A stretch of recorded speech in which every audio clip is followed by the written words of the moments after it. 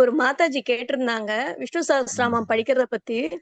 ம். விஸ்வாஸ்னு ஒரு குரூப் பிரபுஜி. அவங்க வந்து Vishnu Sahasranama nook and corner of the world எடுத்துட்டு போறாங்க. நிறைய ப்ரோக்ராம்ஸ் ஆர்கனைஸ் பண்றாங்க. அந்த மாதாஜி நம்பர் குரூப்ல ஷேர் பண்ணாங்கன்னா நான் அந்த குரூப் அனுப்புறேன். அவங்க வந்து ஒரு ஒரு அக்ஷரமும் எப்படி ப்ரொனவுன்ஸ் பண்ணணும், க க க க ப ப அதெல்லாம் எப்படி ப்ரொனவுன்ஸ் பண்ணணுன்றத கரெக்டா சொல்லி, நம்ம இவ்வளவு நாளா விஷ்ணு சஹஸ்ரநாமம் எத்தனை வருஷமா நான் படிச்சிட்டு இருக்கிறேன். ஆனா எனக்கு வந்து நம்ம அது சரியா படிக்கிறோன்ற எண்ணத்திலே படிச்சிட்டு இருக்கிறேன்.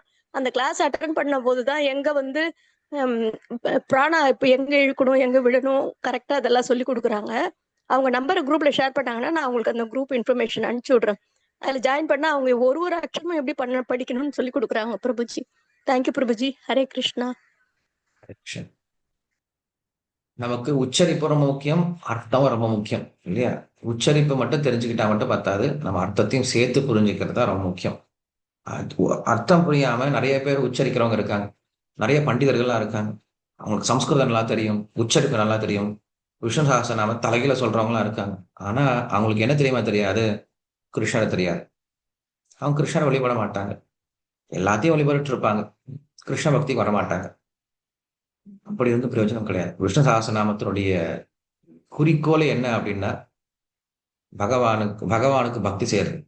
ஸோ பகவானுக்கு பக்தி செய்ய ஆரம்பிச்சிட்டோம்னா நமக்கு பெருசா உச்சரிப்பும் தேவையில்லை. இல்ல உச்சரிப்பெல்லாம் தெரிஞ்சுக்கிட்டு பக்தி செய்யல அப்படின்னா பிரயோஜனம் இல்லை. நாம இங்க ஸ்கூல்ல மறுபடியும் படிக்க வரோம், நல்லா புரிஞ்சுக்கோங்க.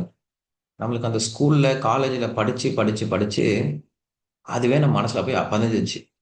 நான் பார்க்கறதெல்லாம் மனப்பாடம் பண்ணணும், நான் மனப்பாடம் பண்ணணும், நான் படிக்கணும், நான் தெரிஞ்சுக்கணும்னு நினைச்சிட்டு இருக்கோமே தவிர, இதுல பக்தியை கத்துக்கணும் அப்படிங்கிற விஷயத்த மறந்து போயிட்டோம்.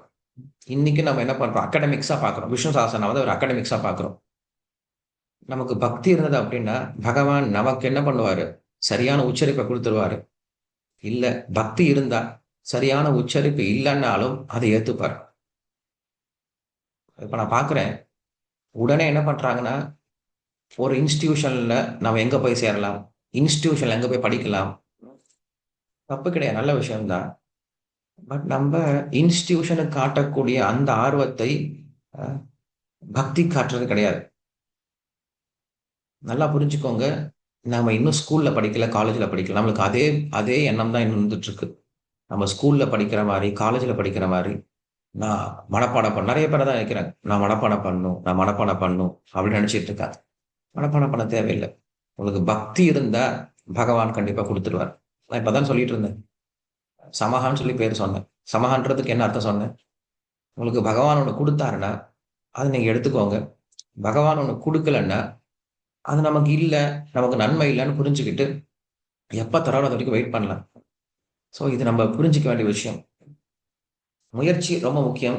பக்தியில முயற்சி ரொம்ப முக்கியம். அதே சமயத்துல முயற்சி அப்படிங்கிறது பக்தியோட சேர்ந்த முயற்சியா இருக்கும். பக்தி இல்லாத முயற்சி செய்யக்கூடாது. ஸோ என்னோட ரெக்கமெண்டேஷன் என்ன அப்படின்னா, நீங்க சாஸ்திரத்தை ஏதாவது கத்துக்கணும் அப்படின்னு நினைச்சீங்கன்னா, அது பக்தர்கள் கிட்ட இருந்து கத்துக்க முயற்சி பண்ணுங்க. அகாடமிக்ஸா கத்துக்க முயற்சி பண்ணாதீங்க. அகாடமிக்ஸ் கிட்ட போயிட்டீங்க அப்படின்னா, நம்ம என்ன பண்ணுவோம் தெரியுமா? எல்லாத்தையும் அகாடமிக்ஸா மாத்த ஆரம்பிச்சுருவோம். ஓகே, நான் விஷ்ணு சாஸ்திரம் வந்தேன். ஆ இதெல்லாம் படிச்சு தெரிஞ்சுக்கிட்டேன். எனக்கு முடிஞ்சிருச்சு. அடுத்தது அடுத்த புக் என்னது? அடுத்த புக் என்ன படிக்கணும்? கிடையாது. அப்படி அப்படி படிக்கிறது கிடையாது விஷ்ணு சஹஸ்ரநாமம் அப்படிங்கிறது. விஷ்ணுன்ற ஒரு பேர எடுத்துக்கிட்டு, நாம் 1000 வகுப்புகள் என்ன பண்ணலாம்? கொண்டு போலாம். உங்க நம்பர்லாம் ஷேர் பண்ணி முடிச்சுட்டீங்களா? கிளாஸ் கேட்கலாமா?